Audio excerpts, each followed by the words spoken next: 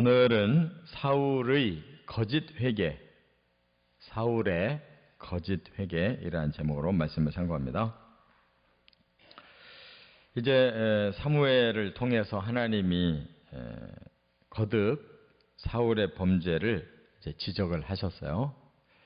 그 범죄는 바로 아말렉을 진멸하라 하는 하나님의 명령을 어기고 아각 왕도 살려서 데리고 오고 좋은 그런 짐승들 다 살려서 자기들이 전리품으로 취함으로 사울은 사울대로 이제 명예가 올라가고 백성은 백성대로 이제 전리품을 챙김으로 전쟁에서 이득을 얻고, 하나님은 이 전쟁이 심판이라는 것을 말씀했는데 사울과 백성은 자기들의 유익을 위한 전쟁으로 이용을 했어요. 이것이 이제 사울에게 용서받을 수 없는 두 번째 큰 범죄입니다. 그래서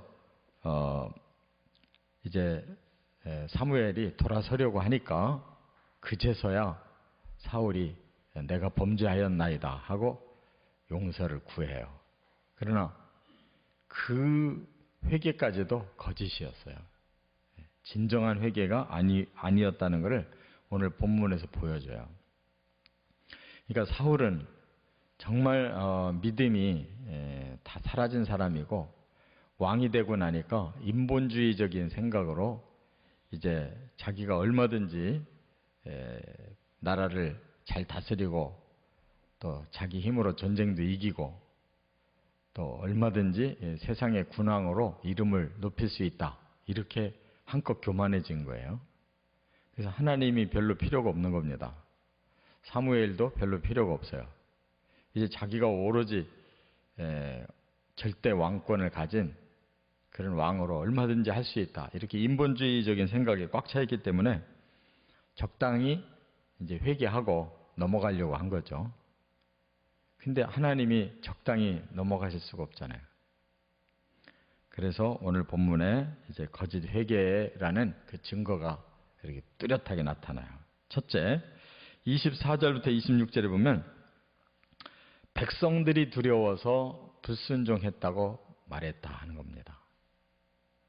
회개를 하되 내가 범죄하였나이다. 그러나 왜 범죄하게 됐느냐 하면 백성들이 그렇게 하기를 원했기 때문에 백성들을 거절했다가는 반발을 살까봐, 그게 두려워서 내가 하나님 말씀을 안 듣고 사무엘의 말도 안 받아들이고 자기 마음대로 했다는 거예요.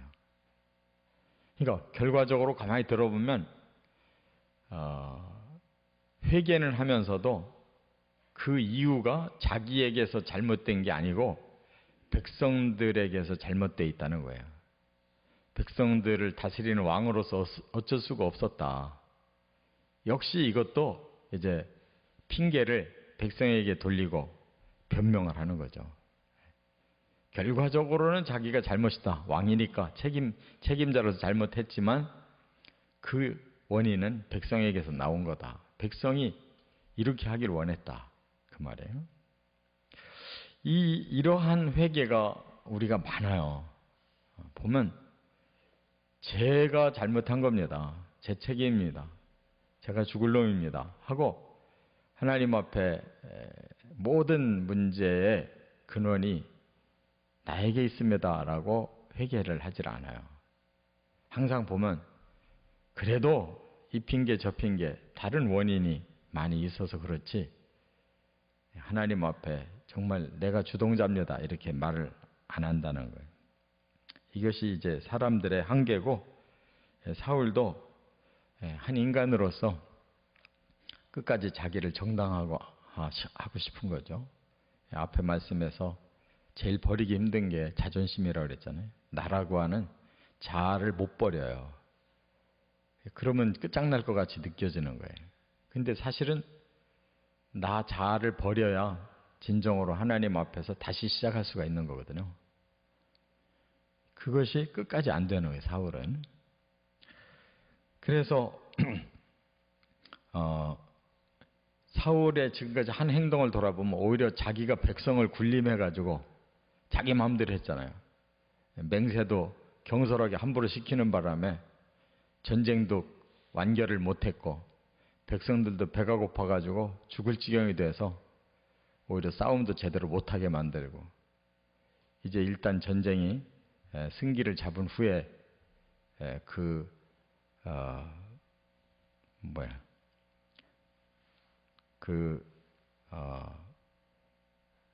금식령이 끝나고 나니까 백성들이 막 너무 허기져서 함부로 짐승을 잡아먹는 바람에 또 피채 먹어서 율법을 범하게 하고 다 주동자가 자기였지 백성들이 먼저 선동해서 잘못한 게 없었어요.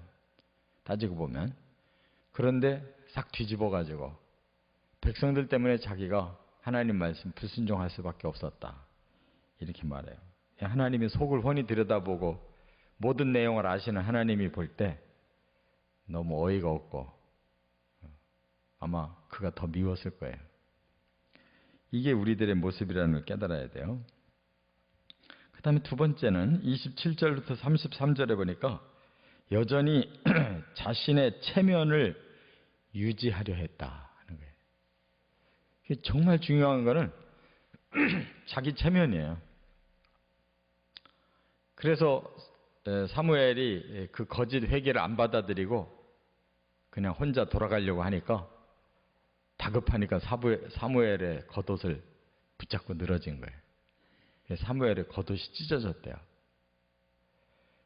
왜 그렇게 붙잡았냐면 당신이 혼자 가버리면 나는 그야말로 백성들 앞에서 체면이 다 구겨진다는 거예요.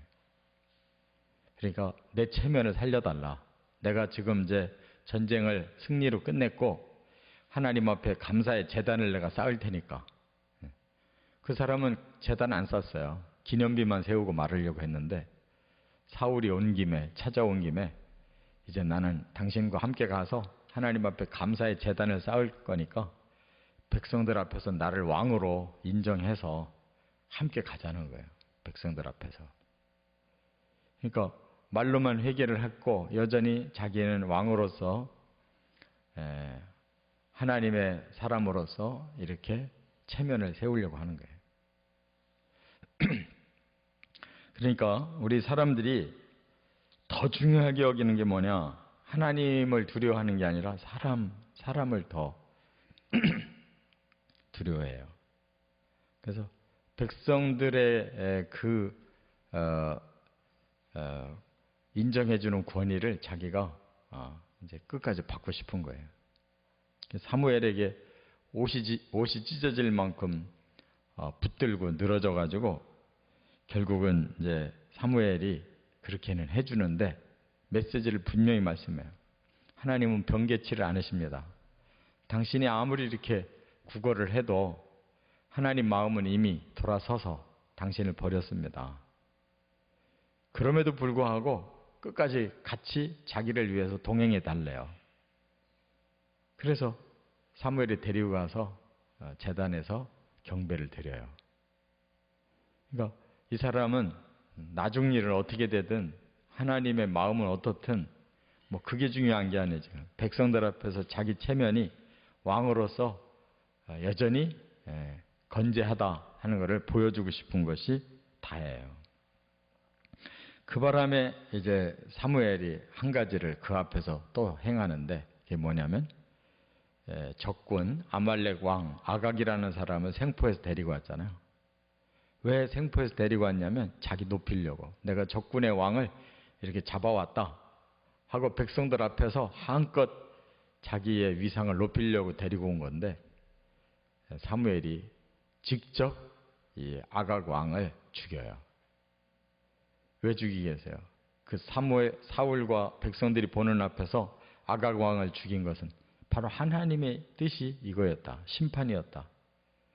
적군의 백성들 아무리 많이 죽여도 그 왕을 안 죽이고 무슨 심판이 있겠어요? 그러니까 사울에게도 백성들에게도 바로 하나님의 명령은 이것이었다. 너희들이 끝까지 하나님 명령 안 지키니까 내가 하나님 명령을 내가 행하는 걸 봐라. 아각을 현장에서 죽임으로써 이 전쟁은 하나님의 심판 전쟁이다.